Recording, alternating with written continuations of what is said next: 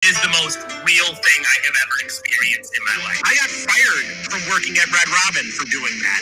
When do we get to bury him in a thing and jerk off on him, though? I'd say I could take on 3 11-year-olds. And he clicks the button and he just this woman cussing him the fuck out.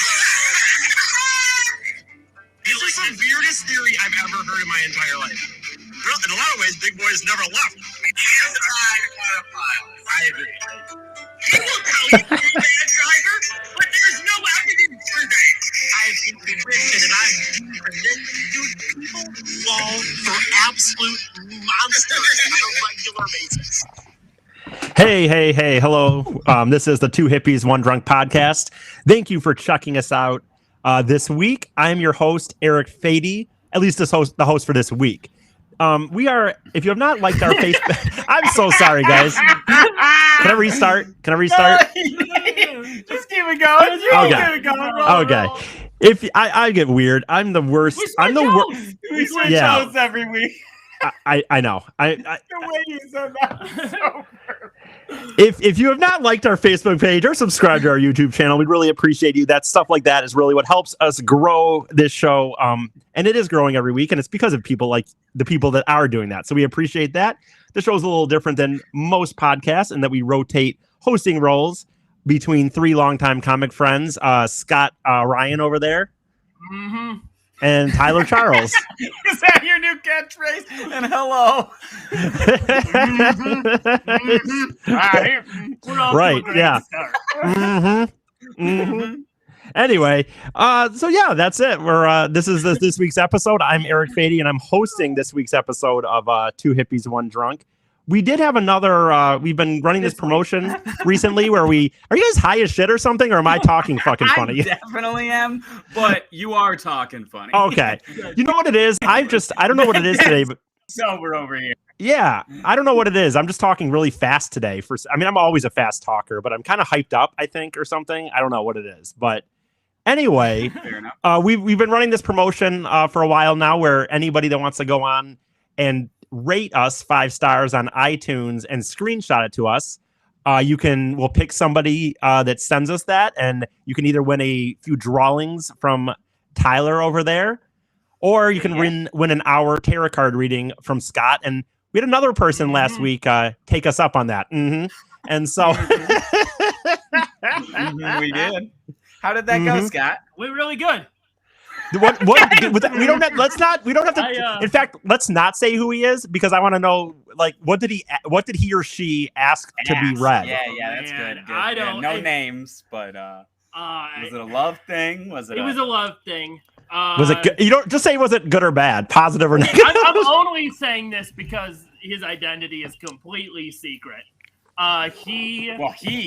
These days, I mean, I narrowed it down to roughly. Somebody's gonna find out through little fucking things in this podcast who this man. Yeah, I've narrowed it down to roughly 3.5 billion people at this point. Right. No, he wanted to know.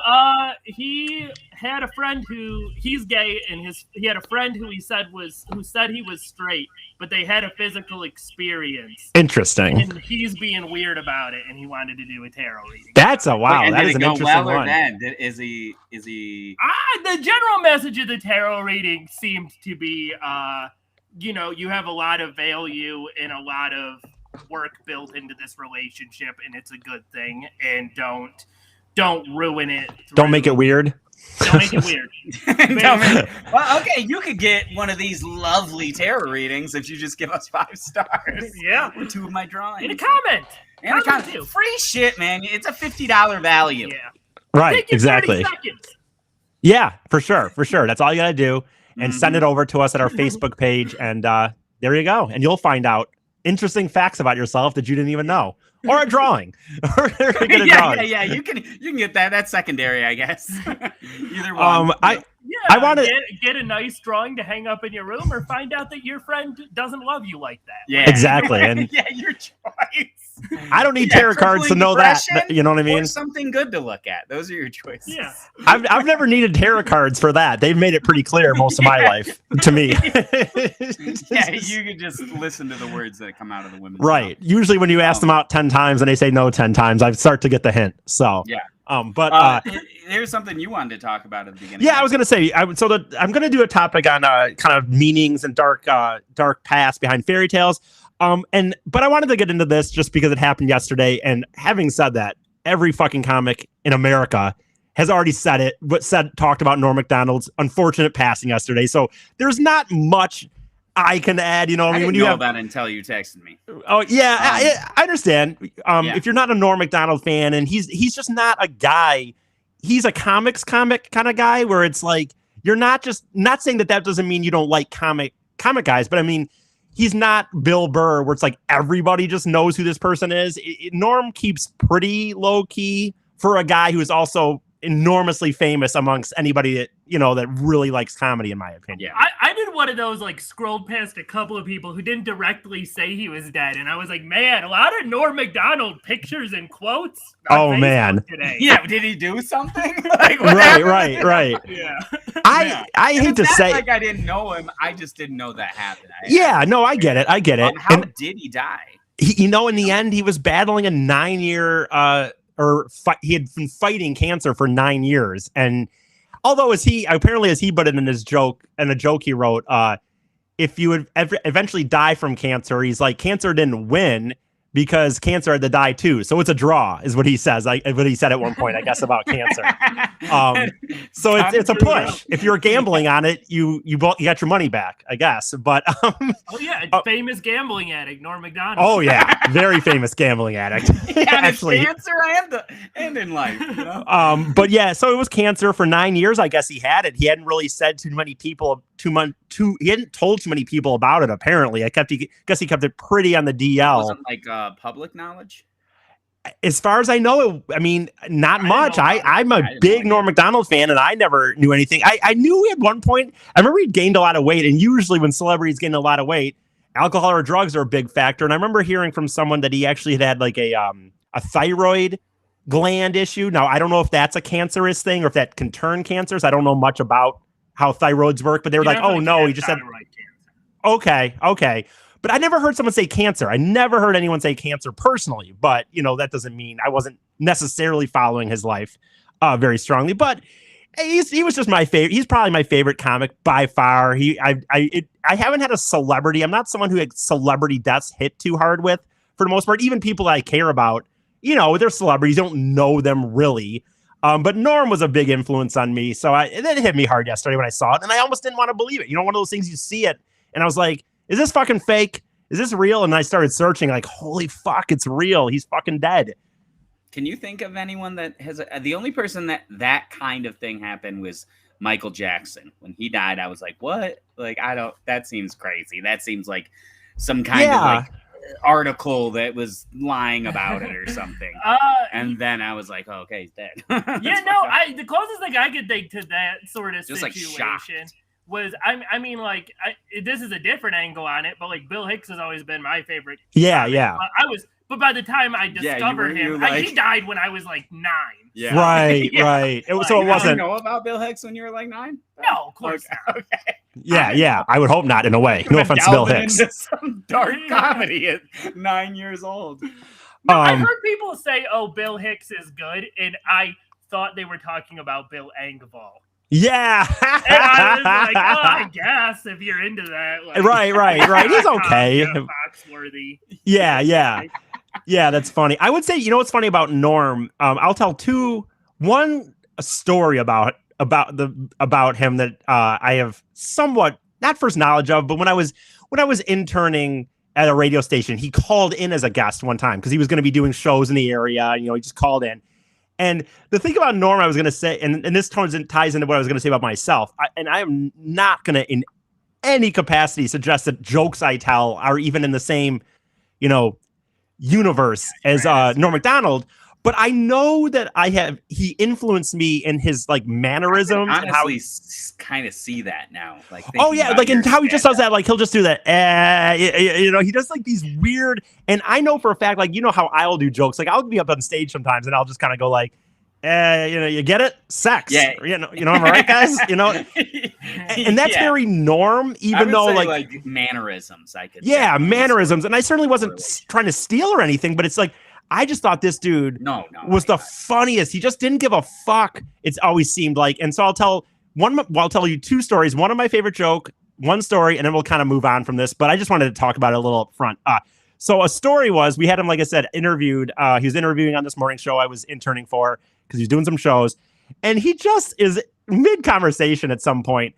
And I don't know how it comes up, but he goes, I just had a grilled cheese sandwich earlier today or something. And they're like, what? And like, where did this even come from? And he's like, you guys know about the grilled cheese sandwich? And he's like, they're like, yeah. He's like, you take the bread, and he's just like explaining. Right. He's just talking. Like he's just explaining how to make a grilled cheese. Right. And he does it in that way where he's just like, you take the butter there and you put it, and they're like, yeah, I make a grilled cheese sandwich.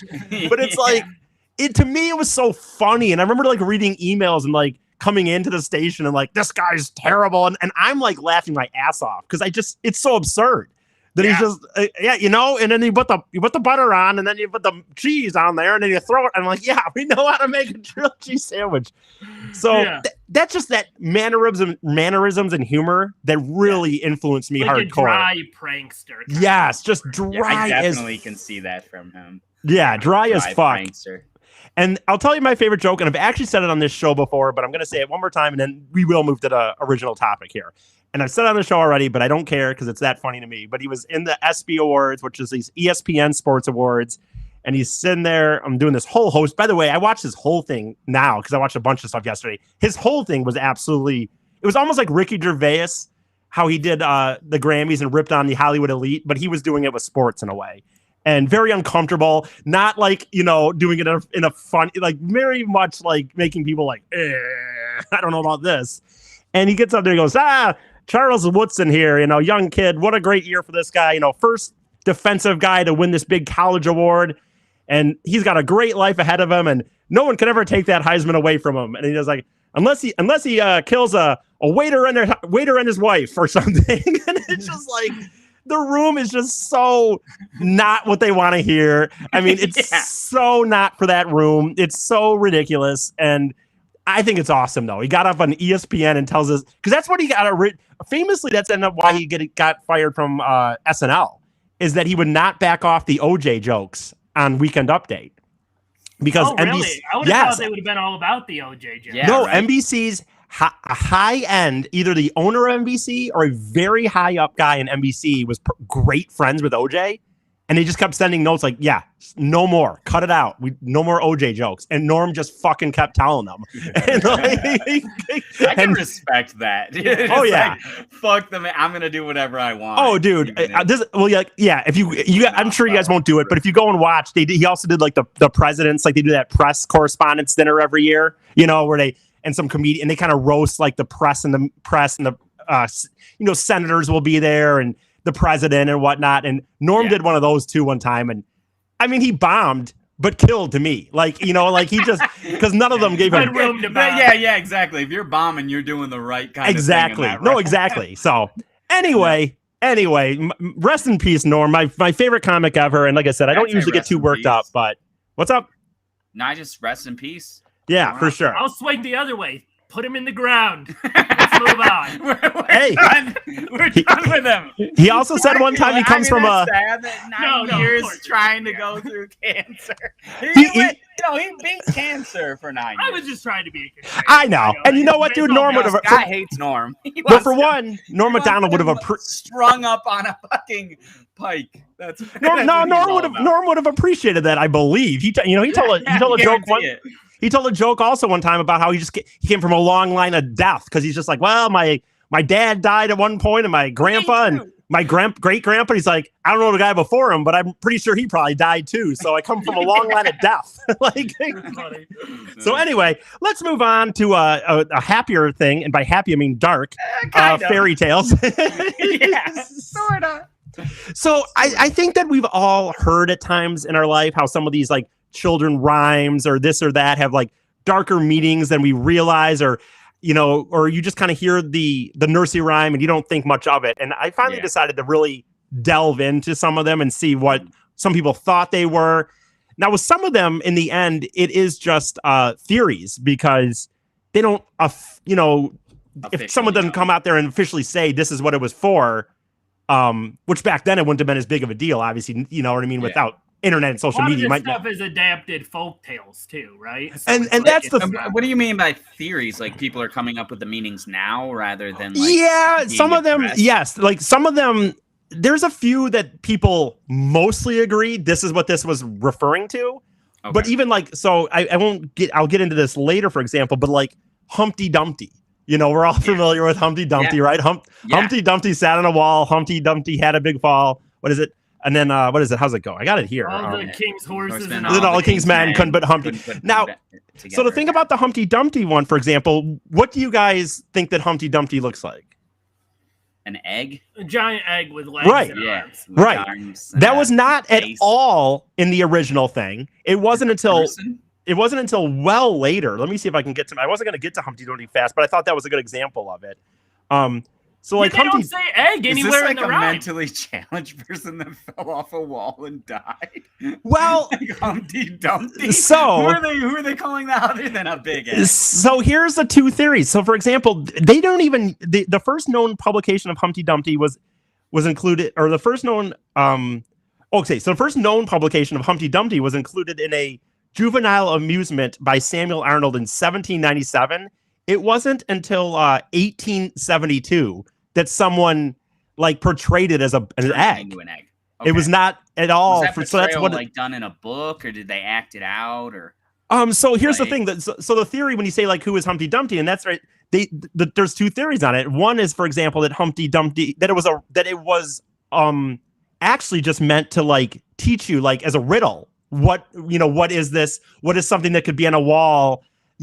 Make you think of what it is, which is why people eventually thought it was an egg. You'd ask it, say it to a child, as be what is this character? To make them curious, I guess. To see their what is it, their imagination, where yes, who is this splattered dead man on the side? Yeah, for real. I'm telling you that, and all of the people, the medical people, couldn't put them back together again.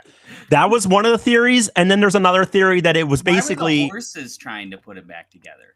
Yeah, and so maybe that theory, you look into these. I'm telling you, I spent a lot of time this week trying to and you'd find one that would say this is what it's about, and then I want to look a few more sources here. I don't want it just one, and then you'd find. Some of these, you'd find three more it could be these 5 things that it was about. And it's okay. Was there any kind of general consensus with that stuff? Again, some of them are. Some of them there were. And some of them, this I tell you, the Humpty Dumpty. Humpty Dumpty. What do you think it means? Well, I was just going to say, I think a lot of these, it would make sense that there wouldn't be any confirmed, idea, because... a lot of fairy tales and stuff come from old folk tales that people would say by mouth. Exactly. Around a campfire, so it's or a something, story, and then eventually somebody wrote it down. But you don't even have an author, so how do you have a right? But a lot of the old kids' tales, I feel were clear messages for kids, don't trust strangers, don't. Some of them, you are kind of correct if you're thinking about things like Little Red Jesus Christ, Little Red Riding Hood. And so, did I say it right? Did I still say it wrong? What is Little Red Riding Hood? Don't trust your grandma. No, it's don't go wandering off. Don't go wandering off, and because actually in that story, just as dangerous. I mean, honestly, even if you wanted to, exactly, home is just as dangerous. There's a wolf in your bed, and also everything's gonna be fine as long as you find a fucking dude with an axe. Yeah. Right? Just look for another stranger. Yeah, what is this? With a weapon. Don't trust your grandma. Do trust the man with an axe trying to murder your grandma. Yeah. And God damn it, I don't even. It's funny. I went through so many of these, and some of them I kept really good notes on, and some of them for whatever reason I didn't go through and copy and paste like the notes on that one. Yeah. But I believe in that story though, isn't that she's going through the woods and the wolf tells her, right, like that there's danger up ahead or something. No, and her mom says don't wander off. Okay. Like, when she sends her to her grandma's house, and she does. And yes. then the wolf sees her and then talks to her for a little bit, goes to the grandma's house, eats the grandma. Yes, that's right. That's she's right. Still alive. And then and then tries to trick the little girl. That's right. I don't understand the message there. Yeah, don't trust grandma. Yeah, but you really I think but I think again, find a man with an axe. No, but again, you got to remember, like Scott said. I think you have to listen to more of what Scott said. Like when I looked at the origins of that one, for example, it went way fucking back, back. I could see that being a folk. And so it was like people were telling this, as Scott said, like over fires and this and that, like as lessons, so. They end up turning it into a way, just entertainment. Yeah, or just entertainment. Yeah, because that's my thing. Is I do feel like people want to put all of that sort of stuff into this box of like, oh, this is this lesson it was trying to teach you, and it's like we don't really a lesson is tangential to a story a lot of the time, and the actual thing you're trying to tell is the story because it's fun. Right. Yeah, that's a great point, dude. And for real, lesson is secondary. Yeah, that is a great point. That's a great point. And Little Red Riding Hood it is all over the place. That is one that I feel like does not have a clear ending to it. Yeah, like I could say like the picture I drew for like Hansel and Gretel or whatever. Yeah, like I feel like don't trust strangers. Yeah, is kind of the theme. Yeah, that's a good point. I used. It's funny. I used a little into her house and start eating her candy house. I think in the old original version, yes, they were little shit bags. No, don't be greedy. Don't be greedy, and don't trust strangers. Those are the kind of things. Like don't misbehave in general. Did they ever trust the stranger though? Like they trusted the witch for a little bit, and then they started. She started fattening them up. They noticed. They pushed her in the oven. She dies. So the lesson would probably be kill old lady. The lesson would probably be if you're doing a breaking and entering, don't trust the person inside of the home. Don't eat all their food. That's just delicious. Yeah, dude, you're right. The lesson is like when you break into someone's house, assume they might want to attack you on some level. Yeah. Who was a real victim in that story? Honestly, the two kids that broke and entered, and the woman who tried to like give self-defense, stop it, push them in the oven, and she dies. So they just kill her. And so, so here's what I was actually gonna originally start with some kind of base building, and we kind of got into Humpty Dumpty, so I'm going to kind of backtrack a little bit where I was going to start some of this stuff. And so when it comes to some of the nursery rhymes, now I'll say this, the nursery rhymes are really the ones that end up having darker meanings. That when we think about things that have darker meanings, when you think about your Three Blind Mice and some of these things, around the Rosie, man, right? And so the nursery rhymes that were in Mother Goose and shit were the ones that when we're kids, you just say these things, and it's like I never even think about them. I just remember thinking like, oh yeah, they're in a picture book, and there's drawings and stuff, and yeah, nothing weird here whatsoever. Yep. But basically, what it said was like they were never meant for kids. Like these things that most of these ones, I'm not gonna say everyone, but most of these ones that we all read and were Mother Goose, by the time in 1990s America. Like we would read them as kids in maybe kindergarten, maybe first grade, maybe not first grade, probably more preschool, kindergarten, I'm assuming.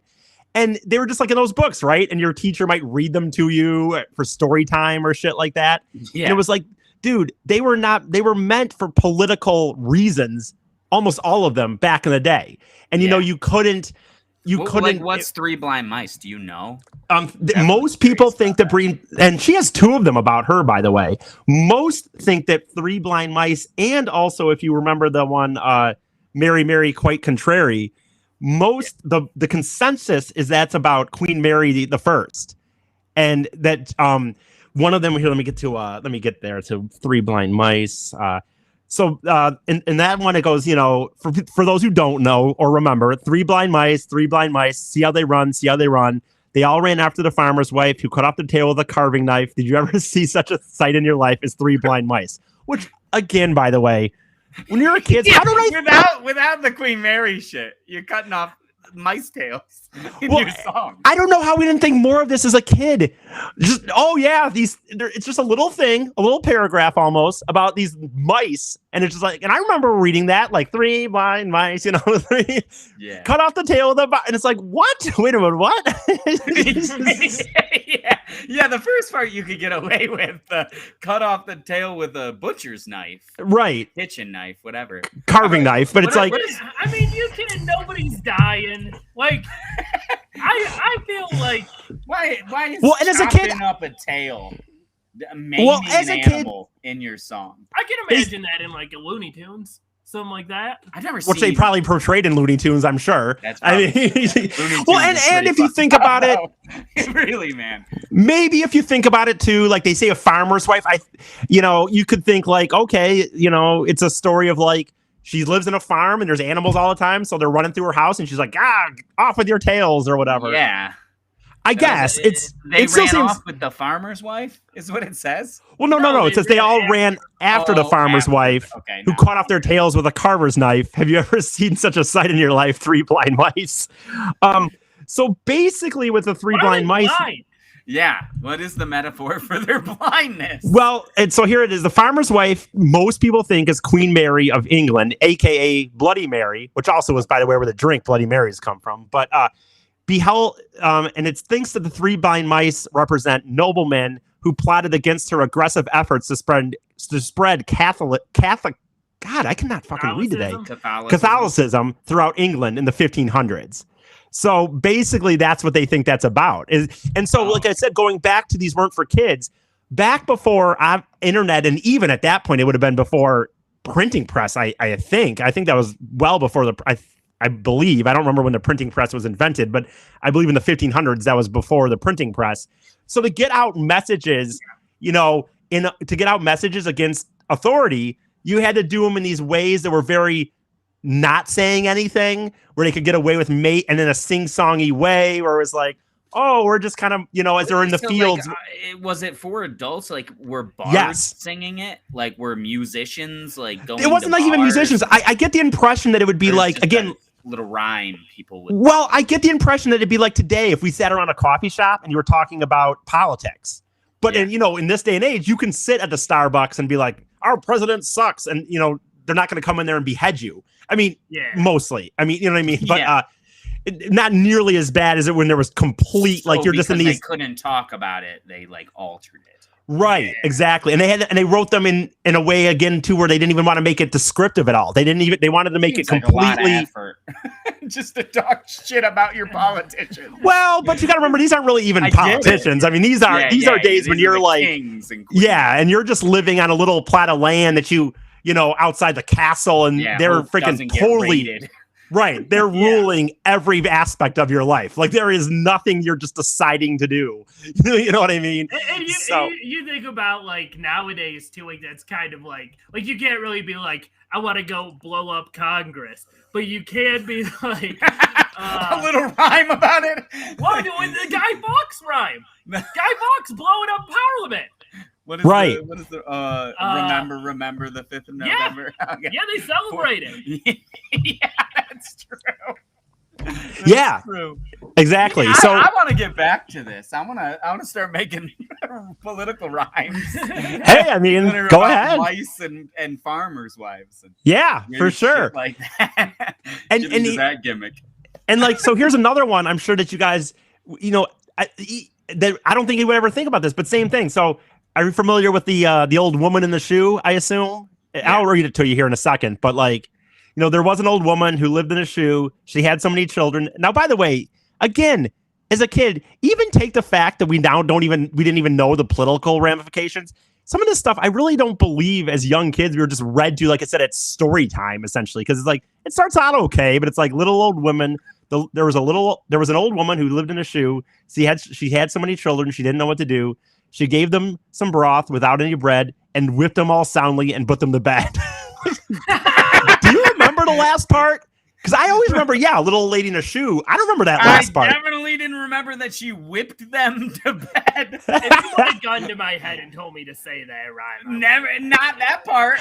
How much could you have said? Could you have just said there wasn't no limit? A husband or some stereotype that needed to be filled back then. Right. If you put a gun, you said we would have gun in your head. Wouldn't you? You could have said there was a woman who lived in a shoe. Maybe she had the children. She didn't know what to do. Nope, not I could have been there as an old woman in a shoe. And then you'd have an image of like a Mother Goose book, and there'd be a picture of a with a big old shoe. And see, this is how they pulled a lot of the darker stuff off. Is this shit is in picture books? So so they make the picture okay. And then you're like, well, the words are, And you know what? Is there a page in the Mother Goose book or whatever the fuck? No, I guarantee you it goes to a family living in a shoe, and then next page is her putting them to bed. They ain't showing, like, how did they get there? And I'll say this, and I try to do a lot of research on this, but is that a thing? That's just like knocking out your children. Well, I tried to do a lot of research on this, and I'll tell you, as I'm sitting here, you can always think of things I wish I would have looked into. I wish I would have looked into when did these transfer from that to all of a sudden us in, like I said, in our kindergarten class and our teacher reading them to us, because I wonder when that transfer happened. When did the kindergarten teacher not go, whoa? I mean, your kindergarten teacher might have hit you 50 years ago. That's true. That's true. Just reading it and just being like, oh yeah, of course. Yeah, that's how I get him to sleep. Yeah. Well, here's nap time. You know what's funny? Here's the thing, and this, by the way, in this day and age, I don't care anymore. And this isn't a hitting thing, but it's still a thing that I actually went through. That I don't personally care, but looking back, I'm shocked that my first grade teacher got away with this. But I hadn't thought about this in a while. But I had a first grade teacher that when anyone had a birthday, we would do a thing like, how they talk about, like, if your dog or cat dies, they go over the rainbow bridge or whatever. You ever heard that? Okay, well, sometimes people refer to your animals, your pet, as going over like kind of the rainbow bridge because whatever. I've not heard that before either. Huh. Yeah, no, I did not. I'm pretty sure I'll look it up later, but I'm to the farm. Like, when we're I'll try to look it up as if one of you guys is talking a little bit to make sure I'm not crazy. But I thought I've heard that before. But I'm sure you have. But in my first grade class, I had a teacher that anytime a child any one of us had a birthday, we had this big ceremony, and it was absolutely her teaching reincarnation. Now I've since found out that that's kind of what Scott believes in. No. And again, I'm not saying I have a problem. I'm not saying I have a problem with it. I'm just shocked that she got away with it in a public school, not a private school. I mean, good on her. No, but you have to. Okay, but take that aside. Take that you guys are okay with it aside. You have to admit, don't you? Like, we did a whole thing, dude, where she'd bring this bridge out, and they would talk about how you were on the other side and you had been here before, and then your parents wanted to. Awesome. No, kicks ass. Yeah. But take the fact that I know you guys would dig it aside. You have to acknowledge that was kind of shocking. That somebody didn't step up at one point and go I mean, especially back then, I'm sure it's insanely shocking, but it shouldn't be. Yes, it should, but because you shouldn't treat one or the other. You have to do. If you do that, then you have to teach all of them. I mean, you can't just teach one. Fair enough. In a public school setting, you can't just teach that this is how it happens, and there's no other, select possibility. Here's my thing with all of this, though. They do the exact same thing. Like, okay, this might be a weird comparison, but just follow me on this. Like, when they'll do this, like, when people were kneeling at the football games and stuff. Yeah. Get your politics out of my sports. Right. It's like, dude, we're fucking flying fighter jets over the game and I know. Star Spangled Banner. Get your army out of my fucking sports. So it's one of those things. I feel like anytime, because the exact same thing applies to schools. It's like so many times that people are like, well, you have to do one specific thing. It's like they pretend that what we're doing now, that standing and like pledging your allegiance to a flag, right, to the Christian God or whatever. Yeah. It's just, that's a normal thing. There's no politics or religion to that. Yeah. The thing that you do. Exactly. But that's teaching reincarnation is somehow different. Oh, and like I said, dude, I don't have a problem with it. I'm just saying, looking back on it, it's shocking that some parent eventually didn't walk in and be like, hello? You know what I mean? And cause the school to step in and say, hey, I'm sorry, we can't. Uppity parent. No, it's not really though. She's dope. Not really, though, dude. Karen, yeah, Have for you real. dealt with people these days? Everyone, and it's gotten worse these days. Everyone thinks their individual belief is the only belief that should be believed or taught. Yeah. And so it's, if that had been around in a social media world, I think she'd been in trouble. She'd been fired. If you want to get away with that shit, you be either an elementary school teacher or like a high school art teacher. Yep. Right. Yeah. We're just gonna talk today about my opinion. Yeah. And then the little kids ain't gonna know shit. Yeah, they're allowed to push those. And again, by the way, I don't care. I don't have a problem with it. I was just saying, it's still, looking back on it, it is a little funny to me that she just did it, and it was like, this is what we're doing. So anyway, but it is the right person to be doing that. I agree. You pick that out of my brain, the art school teacher, because I didn't really understand that that's what I was thinking about. Yeah. But then when you said it, man, both those people. By the way, in that class, I also got in trouble one time to the point where she called my mom. Now, I had no friends in first grade. I'm not kidding. 0 friends in that class. And so whatever. And at one point, I guess I gave the middle finger, but I had no fucking clue what I was in trouble for. You know what I mean? And she called my mom, and I had to I remember sitting after school for a little bit one day or something. And it's she's he gave the middle finger to some kid. I'm like, what? The what? I had no first grade, dude. No idea what she was talking about. I remember going what's the deal? It actually made me wonder what I had done. Dude, I had the exact same experience around that same age. Mine was even weirder. Mine was, in my opinion, even more petty though, because I said something pissed me off. And she's like, you can't say that. That's a cuss word. And I'm like, piss? Piss is a cuss word? And Right. And it turned into a scene. And I was like, and whatever. Got my parents called afterwards. Yeah. It's I think in those situations, I don't think it would have been inappropriate in either of our situations for it. And by the way, in mine, I don't know your teacher, so because you didn't describe her, but I just described a teacher who I assume believed in reincarnation. And so you think a person who taught reincarnation might have just taken me aside and kind of been like, hey, I know you probably didn't know, but I saw you do. And by the way, there is no way I was giving the kid the finger in first grade.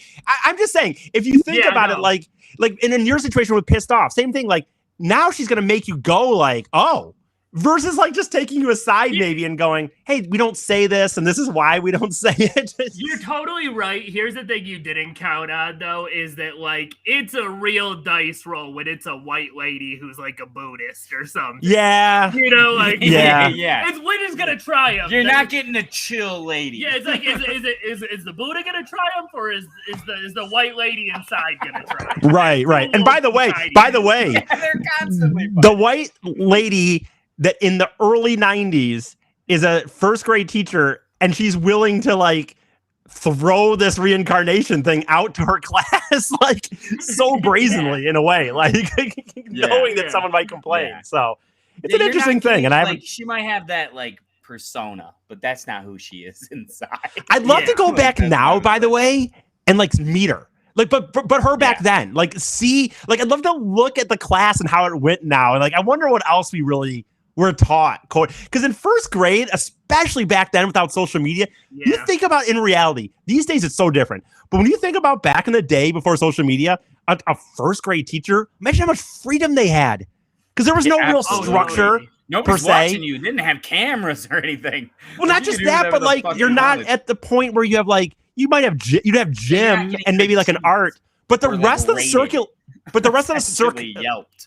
But the rest of her class though would just be on her. You know what I mean? Kind of how she moved through the day and what she taught you. Because there wouldn't have been per se just because before you get into full on testing, there wouldn't have been just they need to know this every day. Yeah, it would have kind of a couple of years are if they can learn to write their letters, great. But this is basically daycare. Yeah. Right. It's such a weird thing when you think back to it. So getting back to this old woman in the shoe. I brought this one up next because I was going to go into some other ones, but we talked about again the Three Blind Mice and the Mary. I didn't really get into Mary quite contrary, but it was the same thing. It was kind of about her dealing with that she hadn't had a kid or something, but again, most of it moved to her killing people for things. She was a very bloody Queen Mary the First was a very bloody bloody leader who beheaded many people that she disagreed with. And so she had two about her.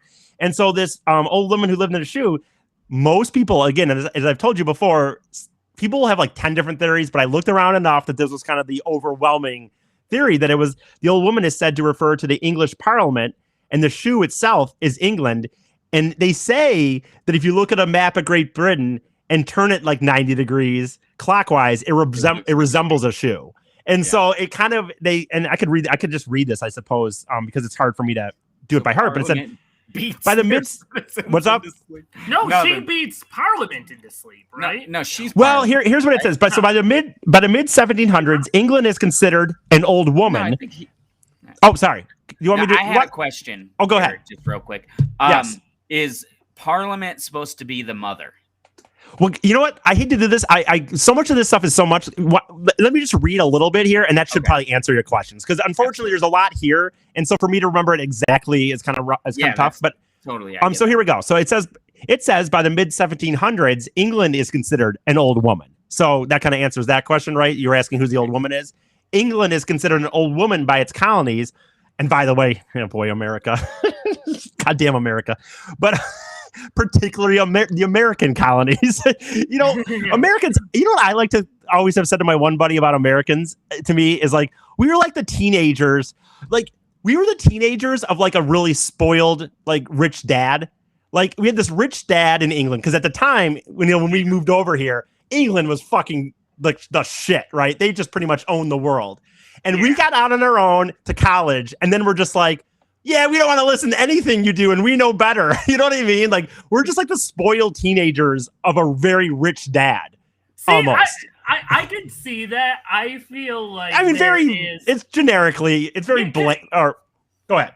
I feel like the level of rebellion gets really blown out of proportion when it was really just the aristocracy of England kind of coming over. Like, it would be more, to me, it would be more like that episode of Curb Your Enthusiasm where Larry opens the spite shop next door. Yeah. So it's just England spiting England. Yeah. Okay. But I know. I wasn't trying to get too into it, but when I see this and it says like it was considered the old woman, and it says particularly by the American colonies, I'm like, that's just what it reminds me of. It reminds me of a spoiled rich kid that grew up very well, and then they got on their own in college a little bit, and they're like, I should be able to do whatever I want and not listen to you at all, even though you've done everything for me. But anyway, so it said, set in her ways. Pee in the toilet. Right, exactly. And it said her many children are said to represent the English colonies, young, growing, and inquisitive, some broth without any bread. So, and then a whipping before bed refers to the piecemeal. I've never been a good reader like this, an out loud reader. Refers to the piecemeal and violent way the English Parliament dealt with the colonies and their problems. So that's kind of what they think that old woman in a shoe is about. And it's just kind of funny to me. And to me, it's like so bizarre. Again, I just go back to like when we were kids and you were just read these stories, and the idea that they think it goes as far as like that the shoe, if you take England and move it by 90 degrees or clockwise, it looks like a shoe. And they started to have called, English, she's an old lady and she's out of touch and we know what's better or something like that. But it was really about that. So that's what most people think it was about. Yeah. So did that kind of answer what you were saying, Tyler? I'm sorry. No, but that's fine. Okay, go ahead. We were just debating on, you had said that the mother was represented by what, England or Parliament? It doesn't matter because we were both keeping it in England when it's actually about how England treated the colonies. Yeah, exactly. Yes, and the old woman. Hence they were attacking England. Okay, no. So the old woman, hence. And I thought she was attacking Parliament. I thought maybe she was whipping Parliament with that shoe. No, it does say that. They do talk about Parliament. Go to sleep and she just strangles them with one of those big wigs. Well, it's funny because you are right about that Parliament was involved, but Parliament was just involved in the sense that the English American colonies they felt they were being whipped. So again, England was the mother; they're being whipped in the old shoe. So anyway, it's just a weird thing to look at these things to me as a kid.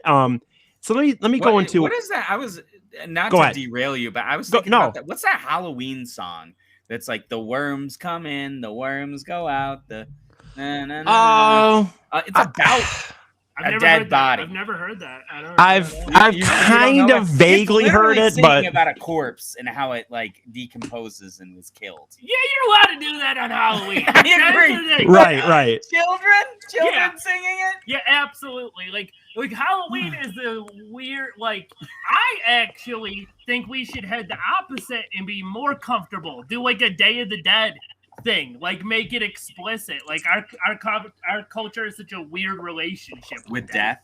Yeah, no, if it was actually about death and like understanding that and accepting that, I would love that. Honestly, I love Halloween, don't get me wrong, but I would love that way more. Yeah, because it would feel more authentic. It's a cheap imitation of what you're describing. Yeah, I think that maybe I've heard that song, but very vaguely, Tyler. So I'm sorry. I just wonder. No, because I always, as a child, been like, that song's fucked up. Like, what yeah, up with this corpse song, right. To me on like Channel Disney.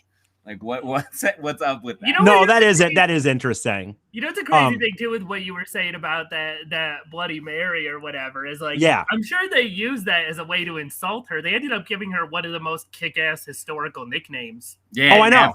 Ever. Oh, I know. Yeah. That's the funny. That is ironic. Mary. Yeah. Well, if you think about somebody who beheads someone all the time, she loved that nickname. Yeah. Oh, I know. That's the thing. That's the other thing, by the way. She certainly seemed to enjoy it. So I don't think she was even offended. Yeah, you can say that straight up. You start calling me Machine Gun Scott or something. Right.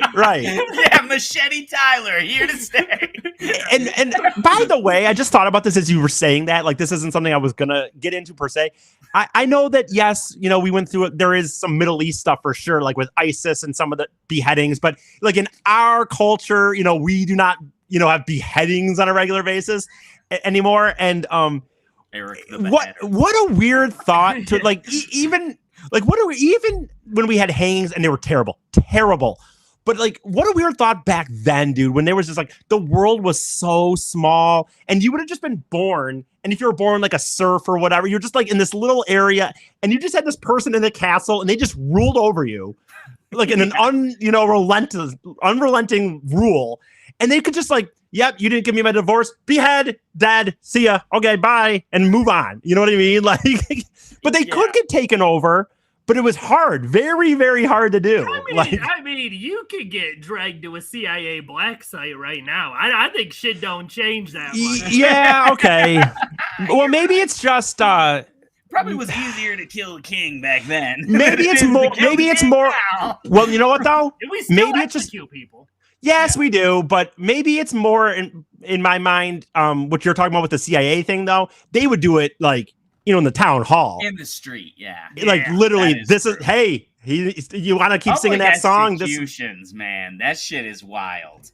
Yeah, to like think about that. That was just straight entertainment. I mean, if we wanted to, I get that it is. I get that it is different, but like, what would you like? When I think of modern day equivalents, I go like, okay, like what was the Bin Laden raid if not like a public execution? Yeah. What was like Julian Assange? That shit now, like, dude, and he's just being tortured. You know what? I don't want to get too political with this, but I'm still gonna give an opinion. I think that like a little difference might be is like we have the world is so also small in a way now because of the internet. Like we can all see things. I think that it still seems like it was a little different in that they didn't. I mean, there was a very all-power rulers where they had to explain it to nobody or in any capacity. Like we still have to pretend to give example or to give reasons why we're doing it. And sometimes, like look at like people with Germany. In the end, like we did have war. A whole thing, and some people got sentenced for being Nazis and stuff. Whereas in this, it's just like full on. It could be like, a king could be like me a bad look, right? Or a king could be like, oh, my wife didn't give me. I keep wanting a son heir, and they would just like, what was the one king who just kept killing wives until he got King Henry, right? Yeah. And it was literally just like, well, you're not giving me a boy, so it must be your fault, and not just like walk away. A little bit more complicated than that, but yes. I know, but So I anyway, feel but like kings can be killing peasants like no big deal, Oh, right? yeah, like but I'm bored today. I mean, do we want to get into the Clinton kill count? Like, no, I know. Let me bring it back because I wanted to get into, because already in the end, you know what's funny is like already in the end I won't get to all the stuff I have, which is typical for all three of us on most of our podcasts. It's not political at all. Yeah, no, go ahead. I don't care. No, this is what I was gonna say is like if there was like a modern version of those public executions and stuff, it would be like you're right, like beheadings in the Middle East, stuff like that. Another weirder one, I don't know if you guys are aware of like what's been going on in Mexico the last like 10 years or so, but that shit is fucking wild. I might know what you're talking about. Are you talking about the cartel kind of level stuff, or like there are parts of Mexico that are just completely run by the cartel. Oh yeah, and they're competing cartels, and they've really gotten into like being as vicious as possible with their murdering as like a way of like flexing on each other. And they will post videos online to each other of them murdering other people in other cartels in like just the most brutal ways imaginable. You know, sometimes, by the way, I'm not trying to be. I'm not trying to. I'm so not trying to be like this out of my eye. I always get this camera messed up, like this guy. Or when I'm trying to do air quotes for people that are watching, but I can never get the camera quite right. Sometimes when I hear those stories, dude, it's like it really makes me realize. Again, I always say this: it doesn't mean in your life you shouldn't fight for more, freedoms or more, equality for whatever, all the shit. Yeah. But like, dude, I can go through a day. Like, I'm trying to think of today something that happened that I didn't like. And it's like, I'm trying to think of something bad that happened to me today. And it's like, there's a 0% chance of you getting dipped in battery acid today. Yes. Like, that's not going to happen. That's not something I have to worry about tomorrow. Or like, dude, if you're in these areas where you said like the cartel runs, like if you're a good bamboo shoots up your fingernails today. Well, like if you're a good boy and you just live in the city, you'll probably be okay. But what if one day you go to the liquor store and the wrong guys in there at the wrong time, or you can literally on a dime have these cartel just do things in such a way that is so terrifying. Be like you supported shit you've never thought about in your whole life, and it can be as simple as you supported another cartel. Yeah, maybe you bought a liquor that they make. Right, maybe you bought a liquor that they make, and cartel came in. Yep. Here's an example. I'll give you one. My mom needed to go to the doctor today. And right now she currently has a broken arm, actually, so I'm kind of driving her around if she needs it or whatnot. And I was trying to decide what I wanted for breakfast. And I didn't want to go to the one place because I had gone there. I go there a lot, kind of, so I'm like, I don't want them to think I go here too often. But the one place that was on the way home also didn't open until 10. Go there too often. The other place didn't open until 10 a.m. And I was like, I was so like distraught sitting there going like, I don't want to go to this place because I look like an asshole. I'm there too much. But this place doesn't open until 10 and it's 9:30. It's going to be like, hey, our regular. You're not going to be like, get this guy. Well, the thing was, I was just well, here's the real story. My mom goes there a lot. And so I was there yesterday. And when I picked up the food, they're like, oh, how's your mom doing? So I didn't want to go in 2 days in a row and be like, why not? You're just best friends. No, okay. But either way, my point is like, this was a dilemma in my day today. You know what I mean? Like, that's what I went through. And I realize we're way off subject, but I will defend Eric on his decision to not go there because I have straight up done before where there would be like a gas station next to my work. And the people there knew me too well. And I'm like, man, it's fucking 9 o'clock in the morning. I haven't had coffee. I don't want to deal with these people. And I've driven to a further gas station. Right. See? Just say hello. They're just people. And it's not even like you don't even need to strike up a conversation. Well, I'll say like in my instance, hey, how's it going? Coffee. Peace. Well, in my instance, I feel a little insecure because it's like I'm getting food for my mom again. I almost think they look at me and go like, "Who's this loser? He's always going in here and his mom's buying food or something." Who's this like, gangly Norman Bates coming in here? Trying to get another meal for his mommy. but like I said, that was one of my big dilemmas today. He loves his mom.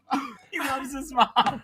And That's what's really happening. No. You're going in there. Oh, no, that sweet guy that- No, when you're in your mid-30s and I've never worked at a place that at a restaurant. Scott knows what I'm talking about, though. I had that insecurity that I. The mom thing in specific. When you're in your mid-30s and you're single, there's a limit to how much you can publicly Don't love your mom. Tell them Right. that. Yeah.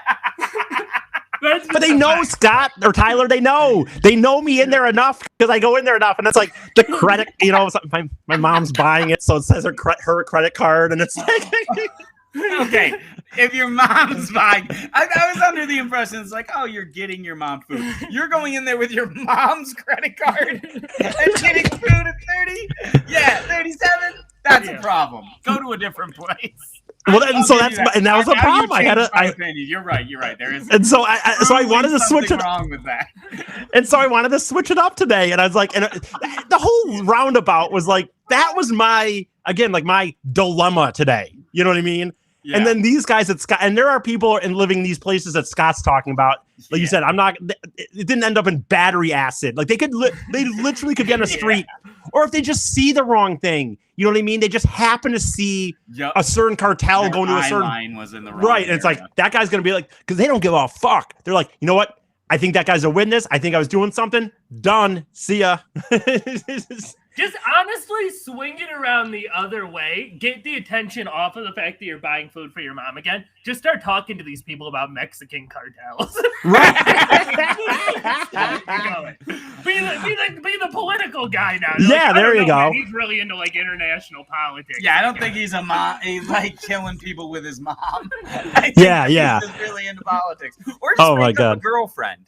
Be like, oh, I gotta get this for me and my girlfriend. Yeah, she lives in Canada.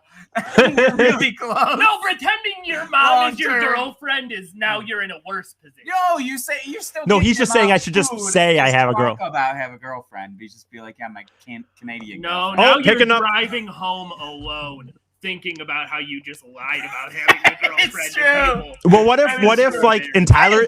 I think you just don't give a fuck with these fucking lowly employees at some. Oh, Jesus Christ! Wow. Don't give a shit. Dude. Canceled. That's all I'm saying. Tyler's right though. What if I just sat there, Scott? Why do you care what they think? That's my thing. It's like a lowly employee. This is a Larry David situation. If I'm going to a nice restaurant, I don't give a fuck what they think. Tyler, like, you should have known. If you don't know this about me by now, and I'm not by any means putting myself on his level, but I have very large Larry David tendencies in my life. Like I think of things on such they're not deep levels, and that I'm some smart 3D chess guy. I just think of these little social things, overthink the fuck out of them to the highest levels. But your problem is like you're like a passive Larry David. Yeah, yes, like you're not. Because like Larry David is making a spite place. Yeah, Larry David will put his anxieties on other people. Yep. Well, I'm just gonna soak it all into myself like a sponge. Yes. He brings people into his problem. Yeah. Like that's true. I think some of that is just that I'm a very, very poor, very, very, very poor Larry David. I could see myself doing a spite store if I had the money for it. No. So like Fair enough, dude. Man, I'm gonna go a little long because I wanted to get into at least one more before we kind of end this. And so what I was gonna say is these are some people I'd never heard of before, but there was a group of brothers called the Grimm Brothers. Have you ever heard that name? Okay. Yeah, Grimm's Fairy. Okay, see, I did not. It's not something I had heard of before, but they were a pair. They were a brother duo. They were very popular, and they collected and published folklore throughout the 19th century. Yeah. And back to what Scott was saying earlier, they were authors, and they wrote some of their own stuff, but most of it was they were these German dudes, these brothers, who just really were into the idea of past and the stories, and they just deep dove into stories that some of them had never been written around. Yeah, and, like would get stories from absolutely. Yeah, they would travel around and like just deep dive into like little communities and find where did stories come from. And they were some of the people who first ever wrote any of these things down. Like before, they had just been passed along while you'd be working in the fields or this or that, and you'd just be killing time. I don't Scott, believe look at- they were actively fighting witches as the No, awful no. movie would have you. You know what's funny? I almost when I was looking them up. Fucking writing and shit. Yeah, what? When I was looking them up, I saw that movie and I thought, and me being a lazy person, Like, but oh, also I'll watch it. well, me being a lazy person, but also wanting to Documentary? research.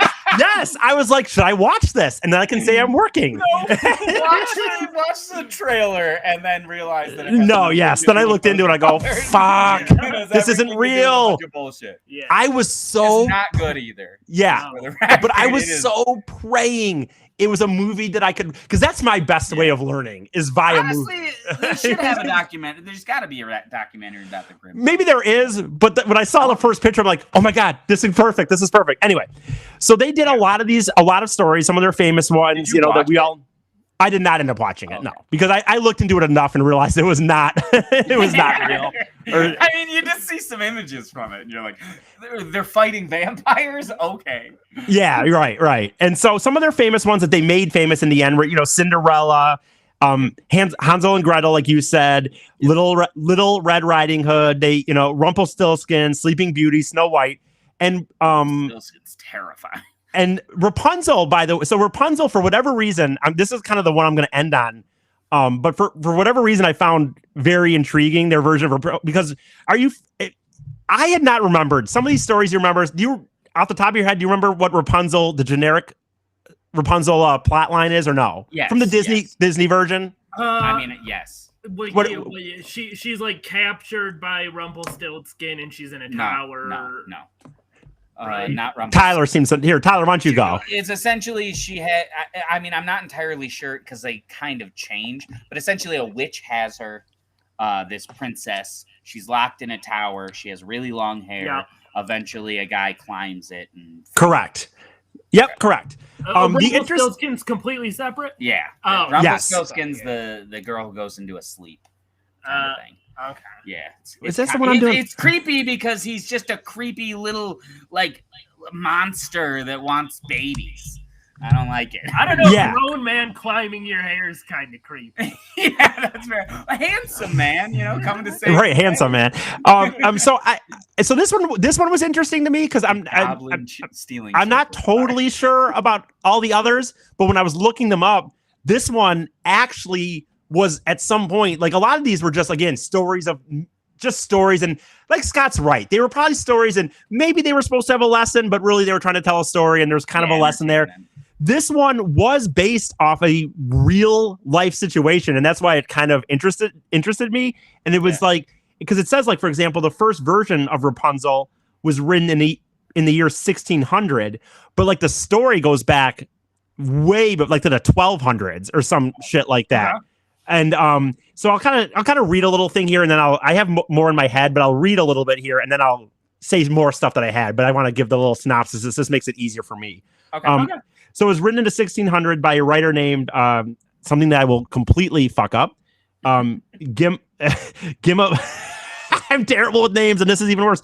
Gimabatsa Basile, something like that. The Grimm Brothers fairy tale. So the original one was written in 1600. The Grimm Brothers don't make it theirs until 1857, and then okay, so the original one was 1275. So in the Grimm Brothers, they do the one that you guys are talking about, right? Yep. There is a Rapunzel. Actually, in the Grimm Brothers one, Rapunzel has never seen a man before, so she is seduced by the prince and becomes pregnant. The prince goes blind and wanders aimlessly throughout the forest, while Rapunzel gives birth to the twins.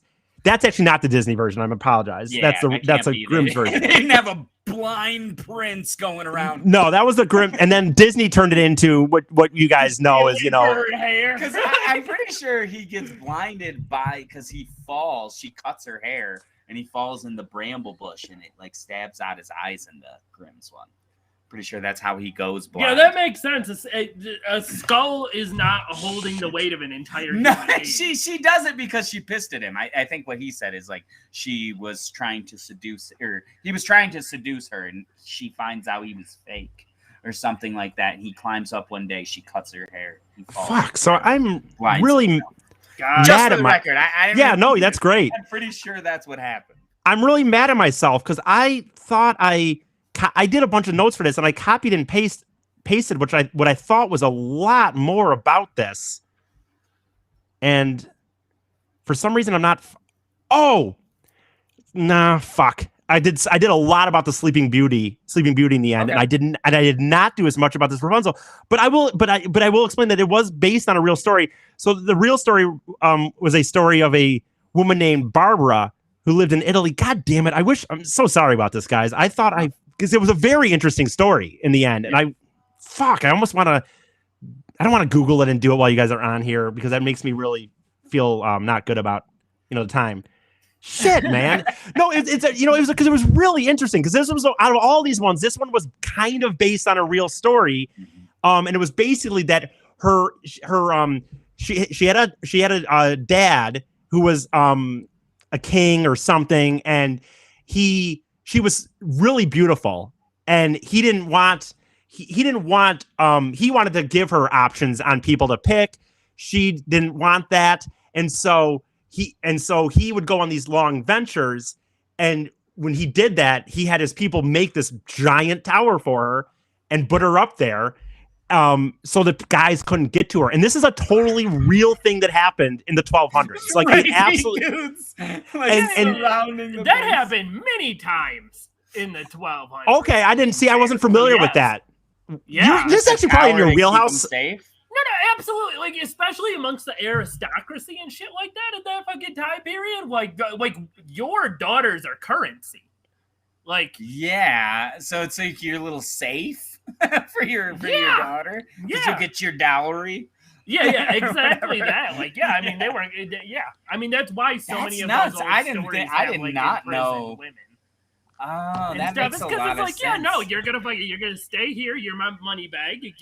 You put money in the safe. You don't fucking walk around outside with it. Right, he's right. Yeah, but what a weird thing to have. Like, why couldn't you just lock them in a room or so? Like, if you're a king, you don't have a castle. Why do you gotta separate sections? Sorry. I mean, I think you got to talk about a time that was so different. I mean, dude, you are talking.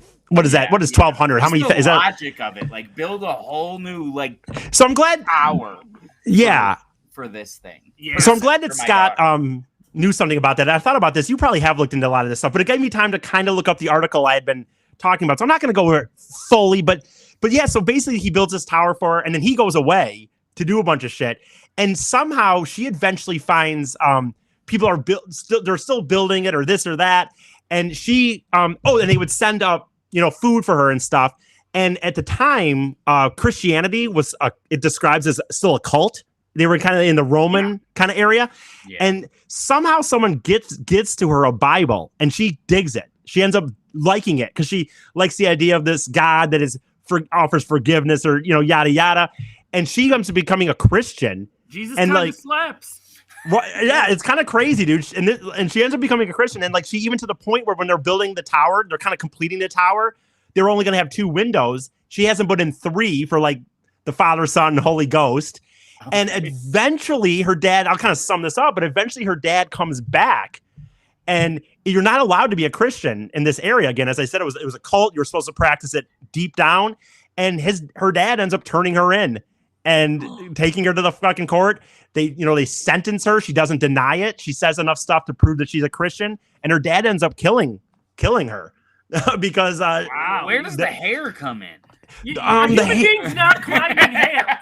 That is all fantasy. I'm just wondering, where yeah, I could see. I'm wondering if it described. I don't remember if it described exactly what. Let me see here. That's just a fucked up story about a daughter and a dad. It's nicer with the hair climbing.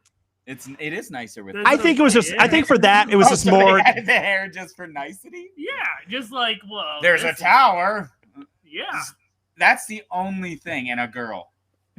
That's the only similarities of the story. And by the way, some people, I guess in the original version, or some people belief is that the hair was just to draw attention, and then in reality there was a rope that was used to get up and down. But I think in Disney it just it made it more whimsical to use the hair as the thing.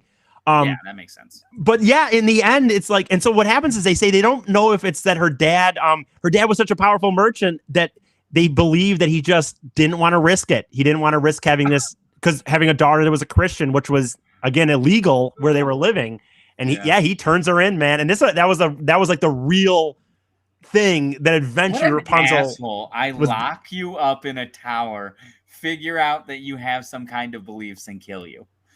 Yeah. Like that's your life. Yeah, I mean, honestly, like the fucked up thing is, like for a long period, you think about like when Christianity was cults, was still a cult. It was that way when it was a series of cults, and then Catholicism comes in charge, and then it's that like even more extreme for a couple of hundred. Right. Yeah. Right. Not a good time period for individual beliefs. Yeah, or ladies. Yeah. You know, I don't want to go. You know what? I'm going to stop myself. I don't want to go down the religious thing because I have feelings on it for sure. And I used to be very religious, and I still think that there's good in a lot of. Anyway, you know what? I don't want to go down that route. We'll probably end up getting into it somewhat next week with my topic. Oh yeah, you know what? Actually, maybe that's a great segue into. Should we do final thoughts? Or Tyler kind of gave a final thought about not good for women or something, but you can certainly. My final thought would be, honestly, this stuff really interests me, and like I've always thought that the Disneyfied veneer of these stories is kind of bullshit. And I really think it's kind of cool, the actual origins of them. And I really wish that more things portrayed them in some way. Like that. Yeah. And I have a lot here I didn't even get to, and there's obviously a lot more you could even look into, but it was like, you know, I'm trying to do as best as I can to really get tight enough ones to talk to you guys about. But there's ones I like I said, the one I have a lot about too was what did I say? Was it Cinderella that I said I had a lot about, or Sleeping Beauty? Sleeping Beauty, I have a lot here about that's very interesting. And it's like the amount of rape portrayed, like Sleeping Beauty, that was what the real Sleeping Beauty happened. I think you guys referenced that. Yeah. Like she was really just a king came along into this area and found a girl sleeping, tried to wake her up and said, I'll just fuck her. No, he fucks whatever. Her, yeah. Oh yeah, I've been diving into Greek and gets her pregnant mythology lately. It's all rape. Yeah. Yeah, it's very odd. Yep. Like I don't understand. I understand cultural that you're talking 2,000 years ago. I understand things are different, but it seems crazy in our world how at one point it was very much just like a part of, like you said, many stories and lore and whatnot. I feel like part of it is in a lot of the old stories, you know, you have the actual like rape as written back then, and then so it's like, oh shit, like, you know, that's not good. And then there's also the rape that was just sex. Yes. Like in those old stories. Yep. Yes. Yes. There are things that now we could with a modern mind. Absolutely. Absolutely. Yeah. Love was not consensual. Yeah. I mean, really, the idea of love being a choice is very new. No, very new. During this time, with this is the Dark Ages. Well, dude, even into the fucking awful. People even into the 1800s. Yeah. I mean, 1800s, and I would assume in India, don't they still do? Yes, absolutely. Arranged marriage is still. Yeah, arranged marriage. I mean, it may not be. I don't know if everybody does it, but it's certainly a custom still. I'm not sure. Absolutely. Nobody's looking at you weird for it. Nope. That's for yeah, sure. yeah. So go ahead. Well, my final thought would be like, if you work at a gas station, like leave your customers alone. Don't bug them. Do not make them feel self-conscious. Let them just come in, buy the thing that they want to buy, and leave. Okay. Right. Second final thought to all the gas station people out there. This is Scott Ryan. Say hello. I used to work at a gas station. God damn it. Yeah. And I didn't talk to nobody. Did you talk to anybody? Yeah, I was gonna say I did too, and I didn't talk to anybody. No, I did my headphones like a good employee. Like yeah. Good employee. I did. I could get some judgment on this one. I did do this once though. It was like because I worked midnights, dude. And it was like I don't know 1 a.m. ish, and some lady came in there. I'm not gonna describe her physique, but some lady came in there and asked me at one point if she could buy Slurpees off her bridge card. And I'm working 3 jobs. Now he described. And I would describe. Here I am working 3 jobs, and my answer out loud was, "I hope not." And I walked to the counter. hope not, you asshole. I'm Now working cut 3 to fucking years jobs. later and you buying food on your mom's debit card. I'm working 3 fucking jobs. Yeah, You're gonna buy a Slurpee on your bridge card. Get the fuck out of here. That's hilarious. I can't believe. Hey, you gotta get your fruit in somehow. Right, that's true. That's true. She's getting those B12s in there. Slurpees. Yeah, A lot of B12 and vitamin D. Yeah. I'm extremely overweight and I'm suffering from. I never said she was overweight. Hey, does this have real fruit in here? This has berries on the front. Much like Humpty Dumpty, I did not say she was overweight. You guys, in your eyes, imagine that.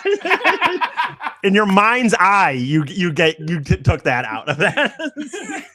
You were very clear. Yeah, you described it in every way, but she's fat. I didn't say it though. Go. So Scott, what did you say you had next? Yeah. Okay, so it's funny how this kind of worked out because we didn't even plan it this way, but we're kind of following along with this theme. I wanted to do next week. I really love the apocryphal books of the Bible. Yeah, Books of the Bible that didn't make it in. that's crazy. That's interesting. Super interesting. And there are so many good ones. It is going to be a situation where it'll probably be a thing I return to because there's no way I'm going to be able to get to all of them. Yeah. Is it its own like book? Yeah. Okay. What are the ones? So is it like the cut shit from the Bible, or is it like this whole other separate thing they just didn't include? No, it's cut like It's the Bible director's cut. Yeah, Bible directors. That's exactly. That is the name of the episode. No, for sure. okay. So What Jesus kept out of the Bible. Yeah. Yeah. The untold stories of Jesus. Just as one little teaser for probably next week. Like one of the ones I'm probably going to like get into is the Infancy Gospel of Philip. The Infancy Gospel of Thomas, where they have literally like it's Jesus from like 5 to 12 years old, like discovering his powers. Dude, I gotta say, by the way, seriously, What? Scott this is his powers. I thought he didn't figure that shit out until he's 33. well, that's when he died. Or not? 30. Yeah. That's 3 years. Scott, yeah. that is something I have always been interested in. I always feel like we know like his adolescence, him getting down, him getting crushes. What's going on with that? Right? Did he masturbate? I mean, what? What was Jesus doing with his dick? Like, I don't think it covers what he was doing with his dick. No, but I've always wondered, like, what was Jesus like? I mean, if you're just a casual Christian, you know he's a baby. You know he eventually does the walk on water shit. But like, what are these other in between years? What happens there? Yeah. Like he became a adjusted adult, like a very well adjusted adult. But like, was he a shit? He had a good job. When he was a teenager. Kind of he was. Oh, kind of he was. He had to learn. He had some lessons to learn, and some children to turn into trees to learn those lessons. Awesome. What a tease. Trees. What a tease. But it'll be fun. Well, someone had to learn. I need to know about this. Got to break a few eggs to make an omelet, right? Gotta turn some children into some trees to be Jesus. They're probably in heaven. I'm sure they got a free heaven pass. Yeah. No, you're turning. He sent them. Yeah, dude. You're immortalized in that ground. No, that God up there. Redwoods that are just ancient children. When Jesus was in the life tutorial. When Jesus was in his life tutorial lesson, God took all the people that he fucked with, and he's like, you know what? You're up to heaven. Okay? Yeah, none of this counts. This is just You're good. You're good. Yeah. But yeah. All right. Well, sounds awesome. As you can tell, if you're listening, we're all very excited already. So, very excited about wish we could do it right now, but we can't. We have to do it next week, unfortunately. And this has been another episode of Two Hippies, One Drunk. We have Scott Ryan there and Tyler Charles, as always, joining me. And we'll be back next week talking about baby Jesus and other shit. awesome. Well, teenage Jesus. Well, teenage Jesus, apparently. Yeah. Sorry. Getting crushes and Was Judas actually a good guy? Maybe he was. Maybe he was. Oh shit. Jesus.